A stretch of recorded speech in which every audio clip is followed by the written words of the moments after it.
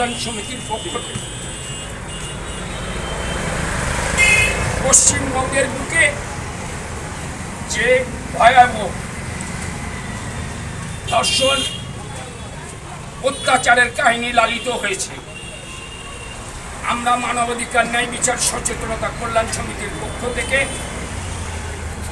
আমাদের কর্মকর্তাদের নিয়ে, সাধারণ সদস্যকে নিয়ে আজকে সমবেত হয়েছি। যারা অত্যাচারী, যারা ধর্ষক, তাদের চরমতম শাস্তির দাবিতে আমরা আজকে সান্ধ্যকালীন আগুন লেলিয়ান শিকার প্রজ্বলনের মধ্যে দিয়ে প্রতিজ্ঞা করব, যারা ধর্ষককারী, যারা অত্যাচারী, যারা খুনি, তাদের চরম শাস্তি যেন ত্বরান্বিত হয়। এবং এই ত্বরান্বিত করার ক্ষেত্রে আমরা মানবাধিকার কর্মীরা আজ থেকে প্রতিজ্ঞাবদ্ধতার মধ্যে দিয়ে চরমতম শাস্তির আওয়াজকে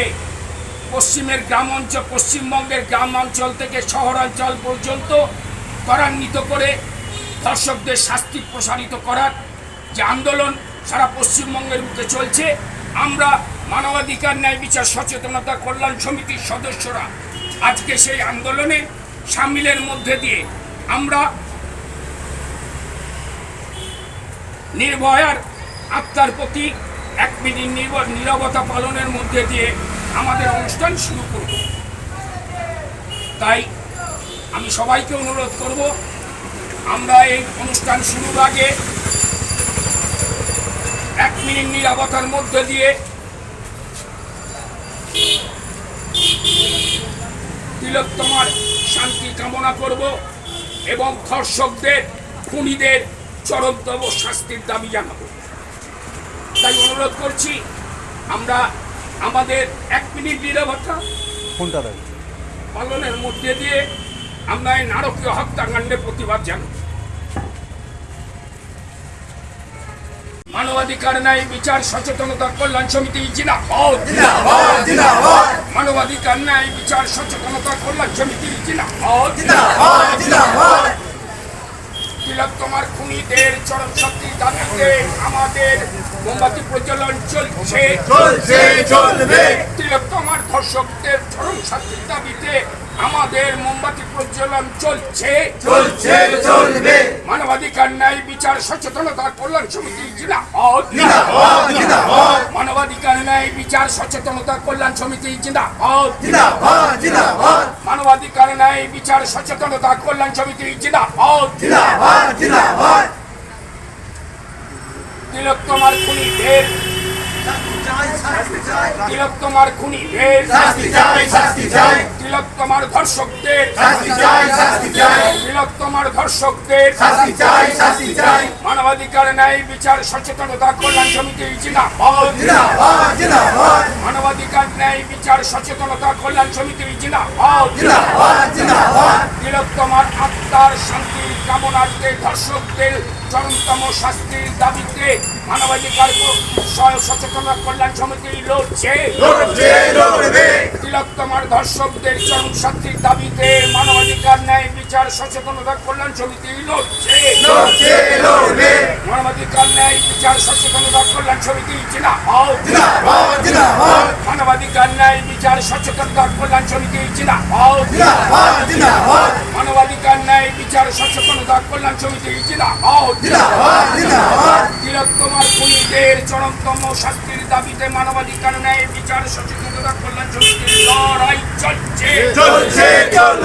তিলোত্তমার ধর্ষকদের চরমতম শাস্তির দাবিতে মানবাধিকার ন্যায় বিচার সচেতনতা কল্যাণ সমিতির লড়াই চলছে।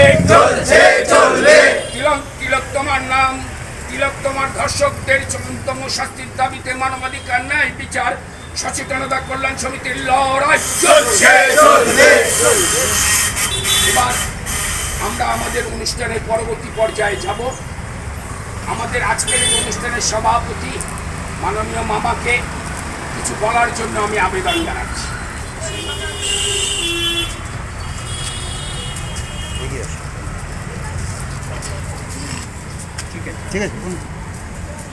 আজকে এখানে উপস্থিত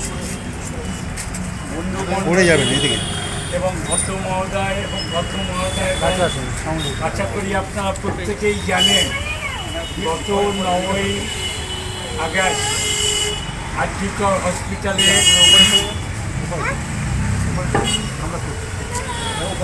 আস্তে আস্তে মামাকে স্পোর্টসে পড়ুয়া একটি ছাত্রী 36 ঘন্টা ডিউটির পরেও যখন তাকে ডিউটিতে দিয়েছিল সমস্ত ডিউটি ছেড়ে সে একটু বিশ্রামের জন্য বিশ্রাম করে গিয়েছিল, তখন ওই হসপিটালে প্রিন্সিপাল এবং তাদের কয়েকজন বন্ধুবান্ধব যারা চূড়ান্ত দুর্নীতি চালিয়ে যাচ্ছিল, আপনারা প্রত্যেকেই বোধহয় জানেন, কাগজে সব কিছুই দেখা যাচ্ছে এবং এখন সিবিআই তার দুর্নীতির উপরেই জোর দিয়েছে, কিন্তু খুনিকে ছেড়ে দিয়েছে সেই ধনঞ্জয়ের মতো একজন ধরে নিয়ে এসছে। আমার মনে হয় এটাও ভুল হবে।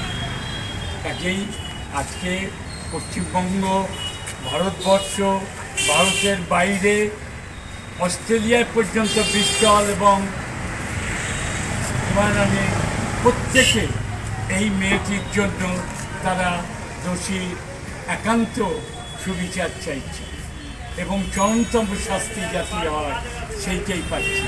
তবে এখানে যা বিচার ব্যবস্থা দেখছি আমার খুব সন্দেহ আছে। এখন শুধু আমি ঠাকুরের কাছে বলি মেয়েটার যেন আত্মার শান্তি কামনা, এছাড়া আর কিছু আমার মনে হয় না। এখানকার যে রাজ্য সরকার সেও কোনো দিকে নজর দিচ্ছে না, কাজেই এর কতটুকু সত্যিকার বিচার পাবে এটা একটা সেই ধনঞ্জয় কেসের মতোই হবে। তবে আমাদের প্রার্থনা আমরা যাতে সত্যিকার দোষীকে ধরা যায় তার আপ্রাণ চেষ্টা করি। সভাপতি তথা ডায়মন্ড হারবার তথা সুন্দরবন অঞ্চলের অন্যতম জনপ্রিয় সংবাদপত্র সোচ্চার জনতার এডিটর মাননীয় দিলীপ ঘোষ মহাশয়কে কীভাবে এগিয়ে চলব তারপর নির্দেশ দেওয়ার জন্য আমি অনুরোধ জানাচ্ছি।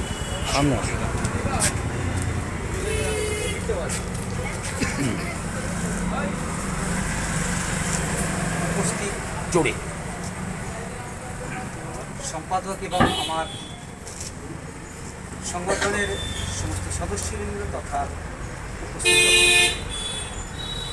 আজ আমরা এমন একটা দিনক্ষণে উপস্থিত হয়েছি যেখানে আমরা শুধু নয়, যে নারকীয় ঘটনার জন্য সারা বিশ্বে প্রতিবাদ চলছে, আমরাও তার থেকে কিছু পাব। দেখুন, আমরা স্বাধীনতা পেয়েছি, কিন্তু সেই অর্থে স্বাধীন আমরা হয়েছি কিনা একটু চিন্তা করতে হয়। একজন ডাক্তার যে কিনা মুমূর্ষ রোগীর প্রাণ দিয়ে দেয়, সেই ডাক্তার যখন নিজেই নিরাপত্তা থাকতে পারে না, তার উপর অত্যাচার হয় এবং নৃশংস অত্যাচার, 36 ঘন্টা টানা ডিউটি দেওয়ার পরে একটু বিশ্রামের আশায় সেখানে তিনি যেভাবে তার মৃত্যুবরণ হয়েছে এবং অত্যাচারিত হয়েছে, অত্যাচারের পরে একের পর এক ভুল তথ্য দেওয়ার চেষ্টা করেছে নিজের দোষ ঢাকার জন্য। কখনো বলা হয়েছে মা বাবার কাছে সুসাইড, বা পরবর্তীকালে প্রমাণ লোপাটের জন্য সমস্ত জিনিস লোপাট করে দেওয়া হচ্ছে। আমরা এই অভয়ার যেমন সামনে এসছে ঘটনাটা, তেমনি আশেপাশে এরকম অনেক ঘটনা হয়তো ঘটে যাচ্ছে। তাই আমাদের সমস্ত সংগঠনের সদস্যরা আমাদের সীমিত ক্ষমতার মধ্যে চেষ্টা করি মানুষের পাশে দাঁড়াবার এবং তাদের ন্যায় বিচার যাতে পান তার জন্য লড়াই করি এবং বেশ কিছু সুফলও পেয়েছি। কিন্তু দেখি যখনই কিনা এই করাপশান অর্থাৎ দুর্নীতির মূলকে থাকে, তখন এই সমস্ত তথ্য লোপাট লোপাট হয়ে যায় এবং বিচার পূর্ণ মাত্রা নেয়, নির্দোষী দোষ সাব্যস্ত করে সাজা পায়।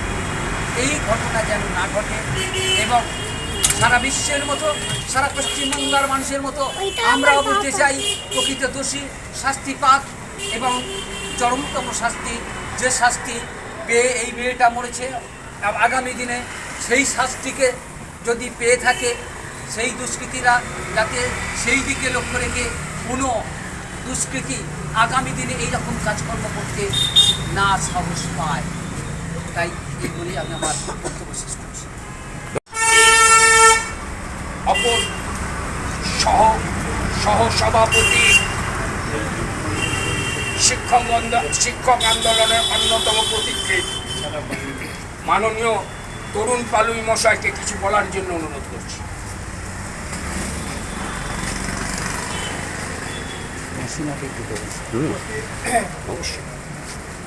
সবাইকে আজকের যে দিনে আমরা উপস্থিত হয়েছি প্রতিবাদ জানানোর জন্য, এই শোক স্তব্ধ দিনে আমাদের হৃদয় খুবই ব্যথিত।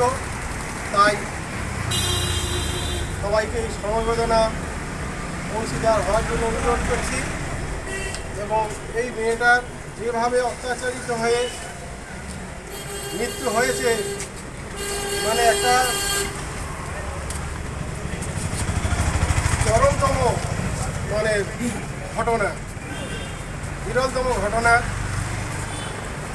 পশ্চিমবঙ্গ তথা ভারত তথা সারা বিশ্বে যে মেয়েটি টানা 36 ঘন্টা ডিউটি দেওয়ার পরেও আমরা জানতে পেরেছি তার বাবা মার কাছ থেকে তিনি কিন্তু সামান্যতম তিনি বিচলিত হতেন না, তারপরেও তিনি বাড়িতে গিয়ে রুগী দেখতেন। সত্যি এই রকম একটা মানে পরিশ্রমী, যার চোখে মানুষকে সেবা করার, সুস্থ করার যে স্বপ্ন ছিল, সেই স্বপ্ন নিয়ে দৃঢ়ভাবে লড়াই চালিয়ে যাওয়ার জন্য সত্যি তার সাধুবাদ পাওয়ার যোগ্য। এইরকম একটি তরুণ তাজা চিকিৎসককে নৃশংসভাবে খুন হতে হলো এবং তারই কর্মস্থলে যে মেয়েটি, যে স্বনামধন্য চিকিৎসক, তাকে আমরা অত্যন্ত যত্ন সহকারে যাকে রাখার কথা ছিল, সেই চিকিৎসককে নৃশংসভাবে খুন করা হলো এবং তার কর্মস্থলে হসপিটালের মধ্যেই। এর থেকে লজ্জার বিষয় বোধহয় আর নেই পৃথিবীদের মধ্যে বিরল। এই যে ঘটনা ভাবলেই আমাদের বুক কেঁপে ওঠে, হৃদয় চমকে ওঠে যে এইরকম যদি একজন চিকিৎসকে তার ডিউটির মধ্যে থাকা অবস্থায় কর্মস্থলে তাকে হত্যা হতে হয় নৃশংসভাবে, তাহলে সাধারণ মানুষের নিরাপত্তা কোথায়? সাধারণ মানুষ তো মানে অত্যন্ত ভীত, সন্তুষ্ট, আতঙ্কিত হয়ে পড়ছে। তাই আমরা চাই, আমরা আজকের দিনে উপস্থিত হয়েছে সমবেদনা জানার জন্য এবং আমাদের এই প্রতিবাদ জানানোর জন্য। নারী জাতির অংশীদার হিসেবে যে নারকীয় অত্যাচার, ধর্ষণ পশ্চিমবঙ্গের বুকে প্রশাসনের মদতে লালিত পালিত হচ্ছে, তার বিরুদ্ধে দু চারটে কথা বলার জন্য আমি মাসিকে অনুরোধ জানাচ্ছি। আমি বলতে চাইছি যে আমাদের জীবন দান করেন জীবনদাতা, তার এরকম মৃত্যু সেটা মেনে নেওয়া যায় না। যে এত 36 ঘন্টা ডিউটি করার পরে সে যখন বিশ্রাম করতে যায় তাকে নৃশংসভাবে হত্যা করা হয়েছে। এই জন্য আমি প্রতিবাদ চাই। সে যেরকম যে ফাঁসি আমি চাই না, যে করেছে সে যেরকমভাবে ধর্ষিত হয়ে মানে লাঞ্ছিত হয়ে যেভাবে তার মৃত্যুবরণ হয়েছে সেরকম শাস্তি আমি কামনা করি, সেরকম শাস্তি আমি চাই। ফাঁসি দিলে তো হয়ে গেল, তার তো কোনো রইল না। আর মেয়েটা যে কত যাতনা করে, কত কষ্ট, কত করে শ্বাসরুদ্ধ করে সত্যিকারের দোষী যেন ধরা পড়ে, এটাই আমি চাই, আর কিছু চাই না। আর মেয়েরা যাতে স্বাধীনতাভাবে চলতে ফিরতে পারে তার একটা সুরক্ষা চাই আমি, আর কিচ্ছু চাই না। আমাদের সংগঠনের নবাগত সদস্য, রায়দিঘি বিএড কলেজের ছাত্র, যে উদ্দীপনার জন্য আমাদের এই আন্দোলনে সামিল হওয়ার অঙ্গীকার করতে এসেছে, সেই রোহিত মণ্ডলকে আমি কিছু বলার জন্য আবেদন জানাচ্ছি। জীবন বাঁচাবার তরে ডাক্তার করে গড়েছিল যারে, অনাহারে জীবনটা গেল তার। আজকে হয়তো আমরা সেই জীবনটাকে ফিরিয়ে দিতে পারবো না, আমরা হয়তো সেই মায়ের কোলে তার সেই তিলোত্তমাকে আর ফিরিয়ে দিতে পারবো না। আমরা যেটা পারি সেটা আমাদেরকে করতে হবে। এই পরজীবীর মতো মৃতদেহের উপর আর রাজনীতি নয়, এবার চাই আন্দোলন। আন্দোলনের মধ্য দিয়ে সেই সমাজ ব্যবস্থাকে পুনঃপ্রতিষ্ঠা করা, যে সমাজে দাঁড়িয়ে নারীরা নারীদের অধিকারকে সঠিকভাবে পাবে। পরবর্তীকালে এই রূপ ঘটনার সম্মুখীন যাতে আমাদের আর না হতে হয়। আমরা আজ যে ঘটনার সম্মুখীন হয়েছি, সে ঘটনা শুধু একটা মানুষের নয়, মানব জাতির কলঙ্ক হয়ে দাঁড়িয়েছে। এই কলঙ্ক যাতে পরবর্তীকালে আমাদের পিছু না ধরে, সেই থেকে আমাদেরকে মুক্তি পেতে হবে।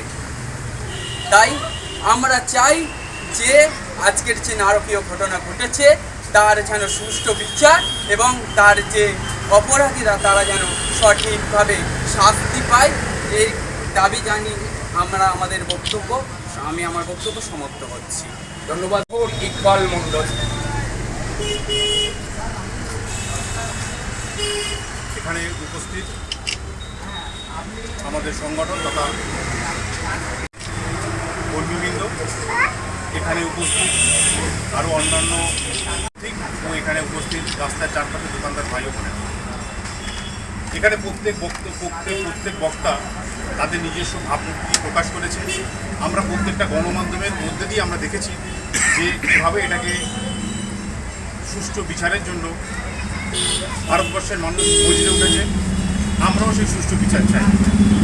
আপনারা প্রত্যেকে জানেন আজকে কোভিডের মধ্যে দিয়ে যে ডাক্তার মানুষকে জীবন দিয়েছে, জীবন ফিরিয়ে দিয়েছে, আজকে সেই মানুষের সেই ডাক্তারের প্রতি আজকে তার কেমন অত্যাচার।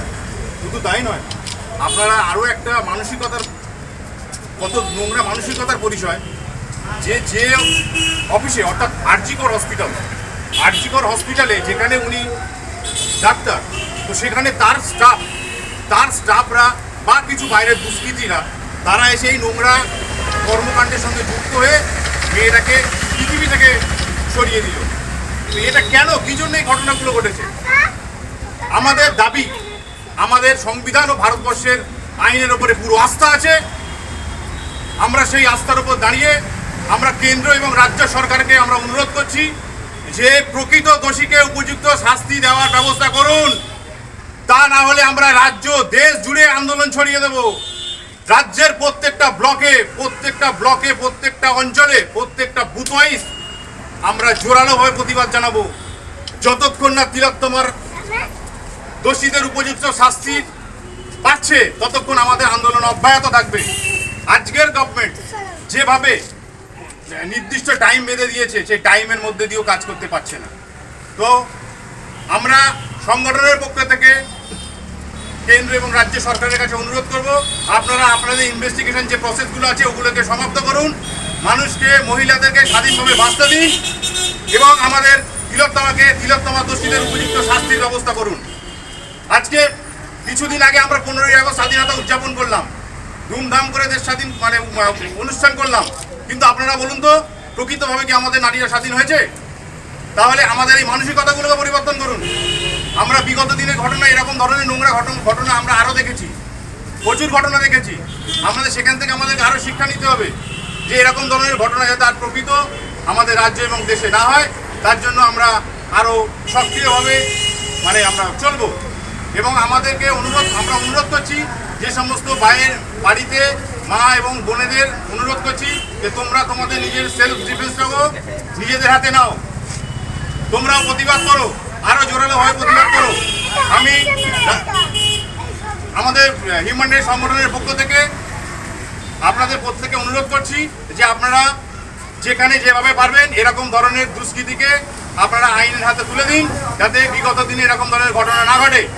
এবং আমি আমাদের সংগঠনের পক্ষ থেকে আমরা দুই সরকারকে সচল করব, প্রত্যেকটা বুথ ওয়াইজ আমরা আন্দোলনকে আরও তীব্রতর আকারে ত্বরান্বিত করব। এই বলে আমি আমার বক্তব্য শেষ করছি। ধর্ষণ, খুন,